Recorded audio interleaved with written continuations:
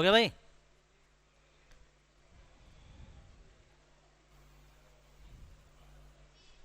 हाँ जी, चले आओ पियो। चलो भाई देखो इधर।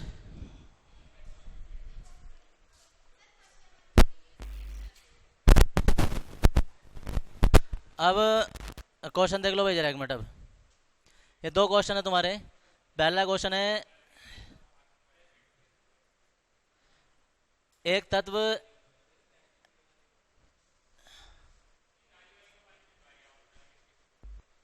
एक तत्व एफसीसी एक कोष्ठ का होता है वो इकाई सेल होता है। एक कोष्ठ का युक्त है जिसकी कोर की लंबाई 200 पिकोमीटर है। यदि क्रिस्टल का द्रव्यमान इतना है तो इसका घनत्व ज्ञात कीजिए। दूसरा है, एक तत्व, ब्रैकेट में इसका परमाणु द्रव्यमान दे दिया इतना। तुम्हें मात्रक पर बड़ा ध्यान देना है, ग्राम पर मोल है, यही देखना है ये किलोग्राम में दिया है या ग्राम में दिया है, क्योंकि उस हिसाब से हम इसका जो भुजा है ना वो पिकोमीटर वो कन्वर्ट करेंगे। ग्राम में दिया है तो इसका मतलब सीजीएस पद्धति में लेंगे सेंटीमीटर में, और अगर यहाँ किलोग्राम में है तो एमकेएस पद्धति में लेंगे। वो उस तरह यहाँ से पहचान लेते हैं कहीं ना कहीं फॉर्मूले से ही, मतलब सवाल में कहीं ना कहीं ग्राम आया है क्या आया है। एफसीसी संरचना में पाया जाता है यदि इसकी एका कोष्ठिका की लंबाई 500 पिकोमीटर तथा घनत्व इतना है, यहाँ भी ग्राम सेंटीमीटर में दिया है, तो एवोगैड्रो स्थिरांक का मान ज्ञात करना है। देखो पहला क्वेश्चन करते हैं। दरअसल ये जो केमिस्ट्री है ना, केमिस्ट्री में न्यूमेरिकल चलेंगे तुम्हारे चैप्टर नंबर 4 तक, क्योंकि 5 तक जो है ना जो तुम्हारी केमिस्ट्री है वो फिजिकल केमिस्ट्री है। समझ गए? फिजिकल केमिस्ट्री का मतलब है भौतिक रसायन है। तो जब भौतिक उसमें मिक्स हो जाती है तो उसमें न्यूमेरिकल भी चलेंगे, आर्टिकल भी चलेंगे थोड़े थोड़े, और सूत्र भी स्थापित होंगे, सब चलेगा। और 5 चैप्टर के बाद में, 5वें चैप्टर में वैसे न्यूमेरिकल नहीं है, 5 चैप्टर के बाद में फिर ओरिजिनल केमिस्ट्री स्टार्ट होती है। उसमें फिर क्या है कि फिर सिर्फ हिंदी लिखनी है और उसकी अभिक्रिया लिखनी है। हिंदी अभिक्रिया चित्र, हिंदी अभिक्रिया चित्र, सिर्फ ये तीनों चीज़ें चलती रहती हैं, और पूरे 16 चैप्टर तक यही काम होता रहेगा।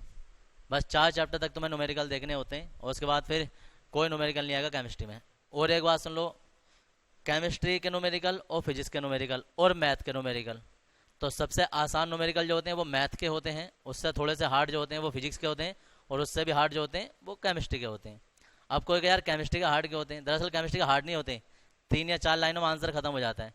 लेकिन इसमें जो भाग होती है ना, दशमलव के भाग के, दशमलव के इतने इतने से भाग, इतने इतने से गुणा, इतने इतने घात हैं, वो कैलकुलेशन भारी जाती है, वरना आंसर तो डायरेक्ट एक लाइन में आ जाए जितना छोटा होता है। 5 नंबर का सवाल भी मुश्किल से 5 से 6 लाइनों में जाएगा और सवाल हो जाएगा, जबकि वही 5 नंबर का सवाल अगर जो मैथ में देखोगे ना तो 4-5 पेजों में जाएगा, तब जाकर वहाँ 5-6 नंबर मिलते हैं।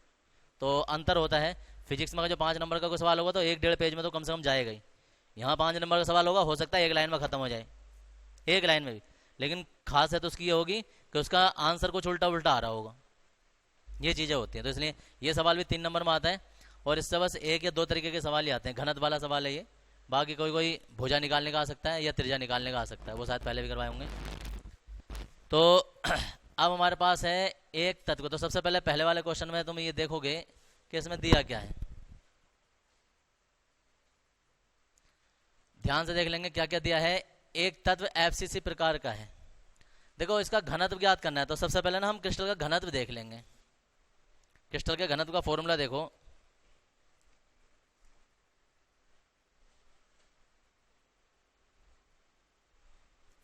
क्रिस्टल का घनत्व, और क्रिस्टल का घनत्व डी बराबर या रो बराबर तुम्हें करवाया था, चलो रो से कर लो। रो बराबर Z M upon N A, ये है। अब इस फॉर्मूले को थोड़ा सा ध्यान से देखो और इन सब के मान देखो। ये क्या है? ये घनत्व है, ये परमाणुओं की संख्या है, संख्या मतलब कि एफसीसी है, बीसीसी है, इससे पहचान पड़ती है।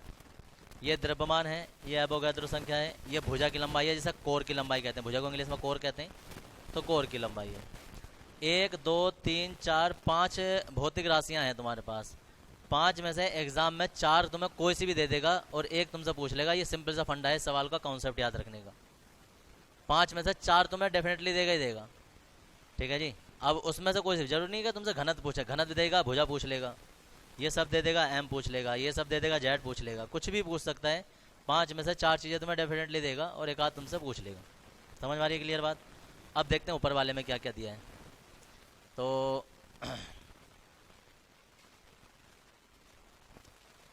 सबसे पहले तो एक तत्व एफसीसी है, एफसीसी से हमें पहचान पड़ जाएगी कि कितने परमाणु होंगे, जेड का मान हमें मिल जाएगा।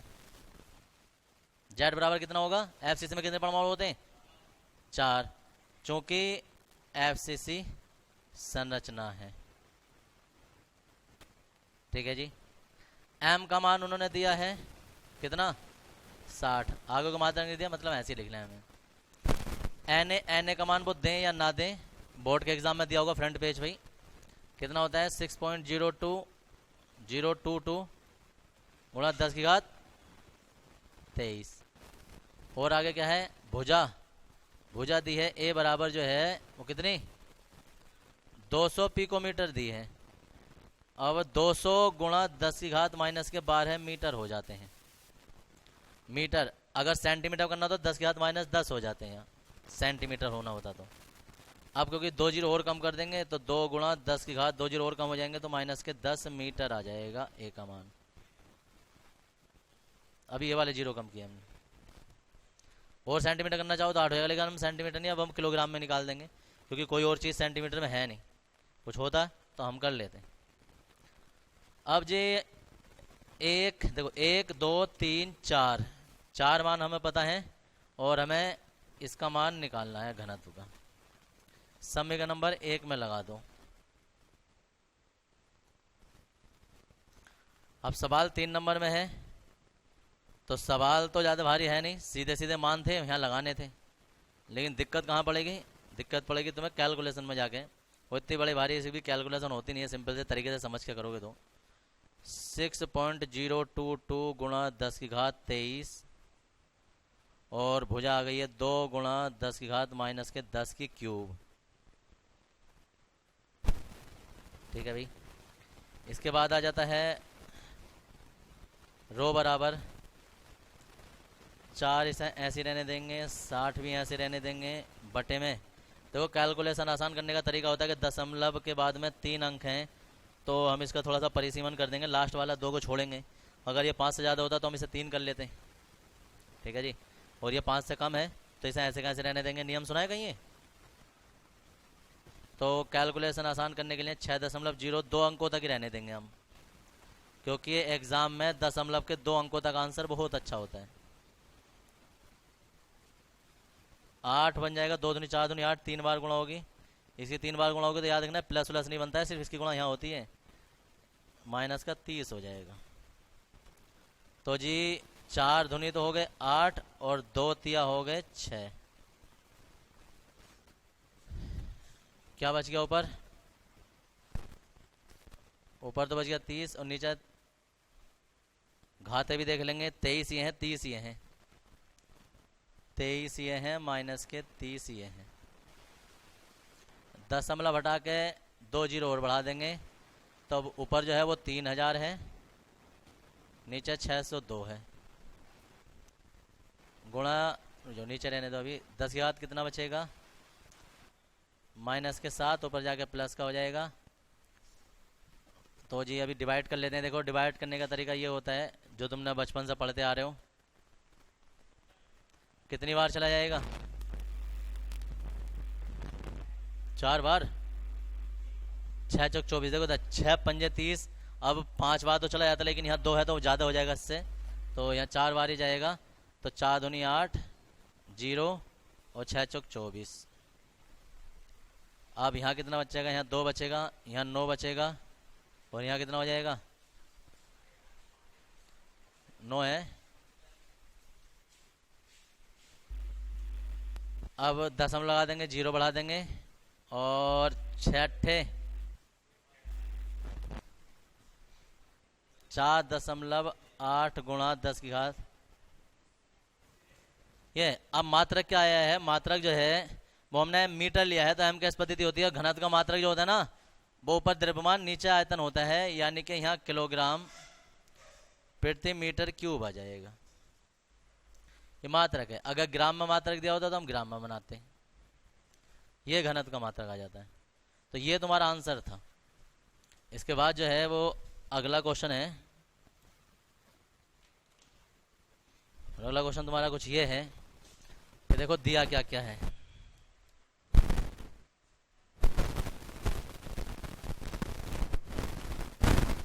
इसमें दिया है एक तत्व परमाणु द्रव्यमान दिया है इसका सबसे पहले, और वो m बराबर दिया है 98.5 ग्राम प्रति मोल।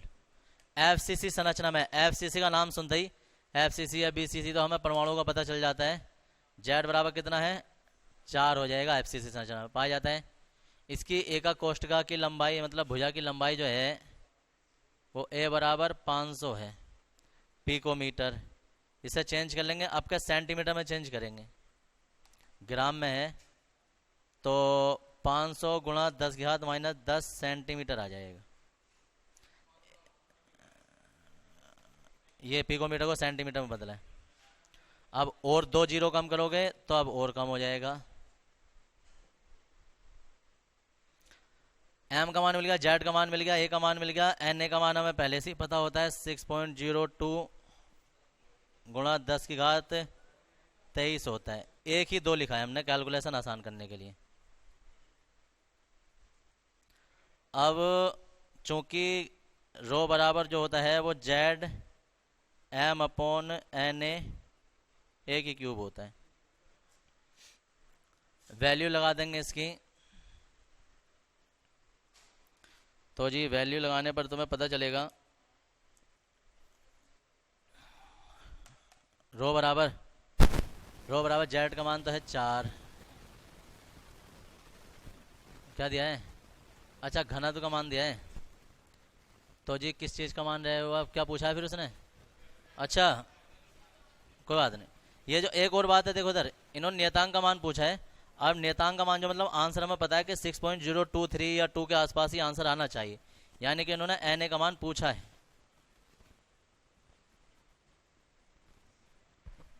डायरेक्ट भी लिख सकते हैं लेकिन हम हेल्प ये कैलकुलेशन करके करेंगे, तो इसलिए देखो यहाँ इन्होंने इसका मान दिया है, किस चीज़ का मान रह गया, रो बराबर भी लिख दो। रो बराबर इन्होंने दिया है ग्राम पर सेंटीमीटर क्यूब। तो जी देखो वैल्यू लगा देंगे हम 5.22 तो रो का मान आ जाएगा, इसका मान आ जाएगा, m का मान आ जाएगा 98.5, na का मान हमें निकालना है, भुजा की लंबाई आ जाएगी 5 गुणा 10⁻⁸ की क्यूब। n ऊपर ले जाएंगे, इसे नीचे ले आएंगे, na बराबर 4 गुणा यहाँ आ जाएगा 5.2 गुणा 5 पंजे 25 पंजे 125 और 8 तिया 24 हो जाएंगे तुम्हारे ये। अब हमें करना यह है कि दशमलव के बाद देखो, दशमलव के बाद यहाँ 2 अंक हैं, 2 अंक बना लो, यहाँ 2 अंक दशमलव से दशमलव कट जाएगा, ठीक है जी। 5 से और ये कट जाएगा, 5 पंजे 25, 5 से ये कट जाएगा, 5 का 5, 4 बचेंगे 48 हो जाएगा, 5 नाम 45, 3 हो जाएगा 35, 5 सत्ते 35 और इतना, यानी कि यह आ जाएगा 4 गुणा या क्या या देखो 4 की भी गुणा किसमें कर दो, 4 0 0, 4 सत्ते 28, 4 नाम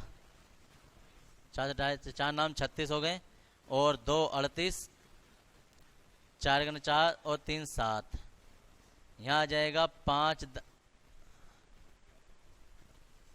गुणा 10⁻24 जो बना ऊपर चला जाएगा। अब चाहो तो 25 से कर दो, वरना हमारे पास एक तरीका होता है कि 25 या 5 या 50 होता है ना, तो 100 बनाना आसान रहता है। उसके बाद हम दशमलव या जीरो काट देंगे। क्या है मतलब कि हम ऊपर 4 से गुणा कर दें और नीचे भी 4 से गुणा कर दें, तो 25 चौका 100 हो जाएगा, 25 खत्म हो जाएगा एक तरीके से। 4 की गुणा कर देंगे तो यहाँ हो जाएगा 4 0 0, 4 अट्ठे 32, 4 अट्ठे 32 और 3 35 और 4 सत्ते 28 और 3 31 और यहाँ हो जाएगा 522 और ये 25 चौका 100, उससे 1 0 कैंसिल हो जाएगा।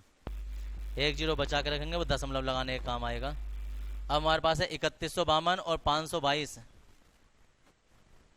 522 और 3152 है। हमें पता है कि 6 बार ही जाएगा, एवोगाद्रो संख्या 6 होती है। तो 6 दूनी 12 है, 6 दूनी 12 है और 1 13, 6 पंजे 30 और 1 31, 52 है और ये 32 है। तो कितना बचेगा? 20 बचेगा, 20। अब दशमलव लगाएंगे, जीरो बढ़ाएंगे, अब भी छोटा रह गया, फिर जीरो लगाएंगे और जीरो बढ़ाएंगे, तो कितनी बार कट जाएगा? 5 चौक 20 होते हैं, 3 बार के आसपास जाएगा। 3 दूनी 6,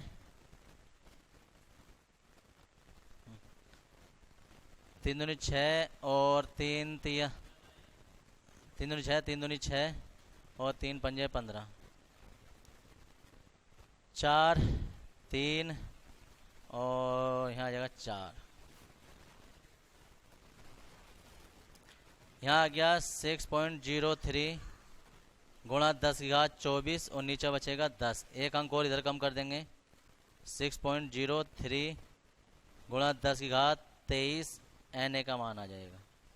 अब कोई कहे कि एवोगाद्रो संख्या 6.022 होती है, तो वो डिपेंड करता है कि इन्होंने जो घनत्व लिया है यहाँ आगे के मान और होंगे और ये जो मान लिया है यहाँ आगे के मान और होंगे, क्योंकि दशमलव के 1 अंक तक मान निकाला है, उससे डिफरेंस आ गया। हमने जो मान निकाले वो दशमलव के 2 अंकों तक निकाले, इन्होंने 1 अंक तक दिया था, तो इससे लास्ट वाले अंक में फ़र्क आता है और ये फ़र्क आ गया। अब अगर जो सोचो कि ये वाला मान जो वो और आगे दिया होता, तो हम इससे कुछ ना कुछ तरीके से और भाग करते, तो थोड़ा सा कुछ और कम होता। तो दशमलव के इतने बात है, 1 आध पॉइंट का अंतर चल जाता है, ये तुम्हारा आंसर हो जाता है। करेक्ट आंसर तब आता जब यहाँ करेक्ट वैल्यू दी होती, तो एग्जैक्ट आंसर आता।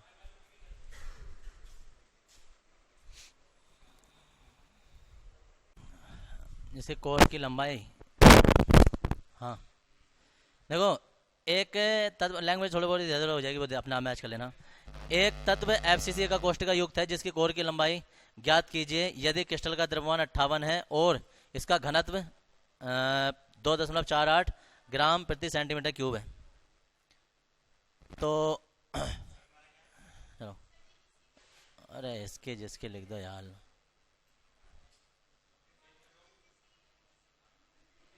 कुछ भी कर दो।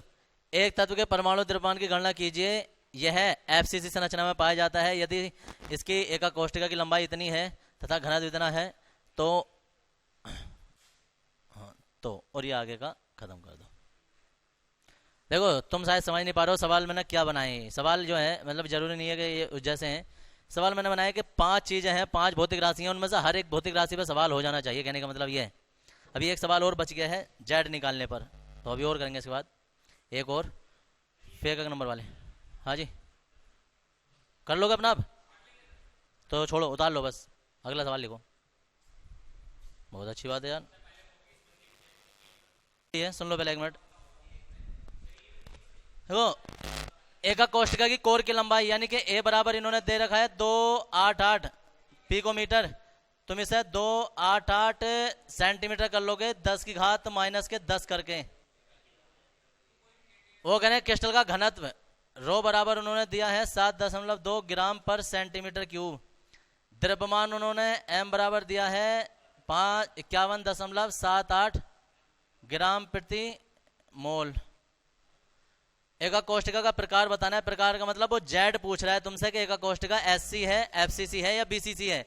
अगर जेड का मान 1 आता है तो हम कहेंगे आता है एका कोष्ठिका SC है, जेड का मान 2 आता है तो BCC है, जेड का मान 4 आता है तो FCC है। और एक बात सुन लो, अगर 3.9 के आसपास आएगा ना तो इसे 4 ही समझेंगे, या 1.99 के आसपास आएगा तो इसे पूरा 2 ही समझा जाएगा। समझिए, तो इस तरीके से। और Na का मान तुम्हें पता होता है इस तरीके से। तो लगभग तुम्हारे 4-5 सवाल जो है ना वो हर तरीके के हो गए, इससे अलग कोई सवाल नहीं आ सकता। यही सवाल होते हैं, कुछ ना कुछ तुम्हें देंगे और कुछ तुमसे कुछ ना कुछ एक चीज पूछ लेंगे, 4-5 में से उतार लेंगे से। अब फिजिक्स निकालेंगे, कल नया चैप्टर स्टार्ट होगा, कोई एब्सेंट नहीं होगा, बिलियन वाला।